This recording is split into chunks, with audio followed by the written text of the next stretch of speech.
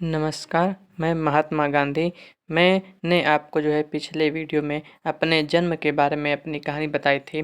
तो आइए अब मैं आपके अपने बचपन के बारे में बताता हूँ।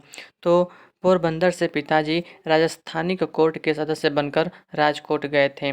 उस समय मेरी उम्र लगभग 7 साल की रही होगी। मुझे राजकोट की ग्रामशाला में भर्ती किया गया।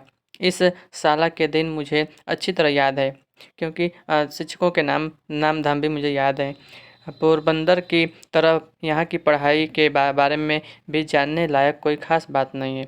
मैं मुश्किल से साधारण श्रेणी का विद्यार्थी रहा होऊंगा।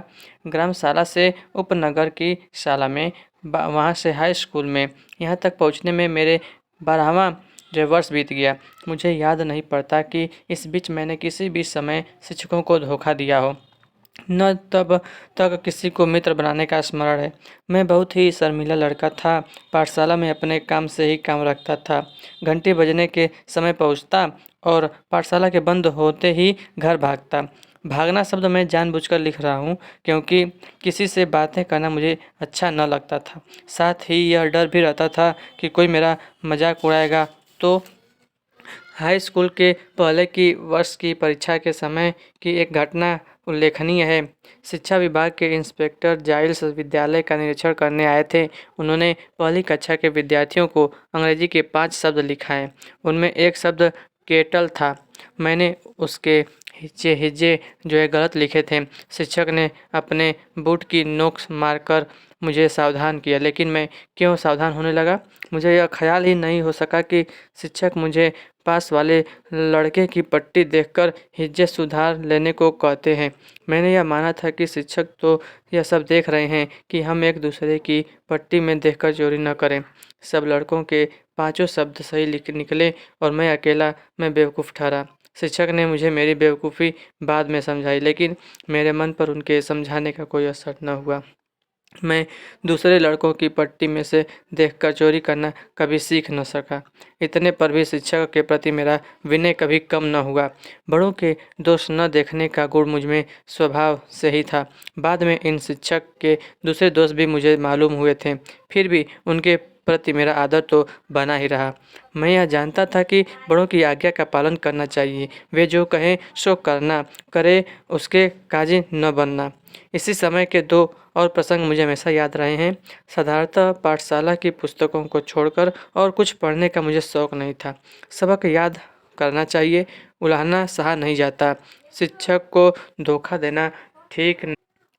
इसलिए इसलिए मैं पाठ याद करता था, लेकिन मन अलसा जाता। इससे अक्सर सबक कच्चा रह जाता। ऐसी हालत में दूसरी कोई चीज़ पढ़ने की इच्छा क्यों कर होती। किंतु पिताजी की खरीदी हुई एक पुस्तक पर मेरी दृष्टि, उसका नाम था श्रवण पितृभक्ति नाटक।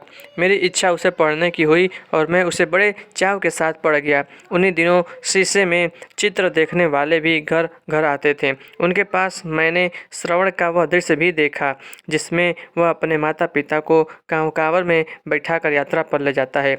दोनों चीज़ों का मुझ पर गहरा प्रभाव पड़ा। मन में इच्छा होती थी कि मुझे भी श्रवण के समान बनना चाहिए। श्रवण की मृत्यु पर उसके माता पिता का विलाप मुझे आज भी याद है। उस ललित छंद को मैंने बाजे पर बजाना सीख लिया था। मुझे बाजा बस सीखने का शौक था और पिताजी ने एक बाजा दिला भी दिया था।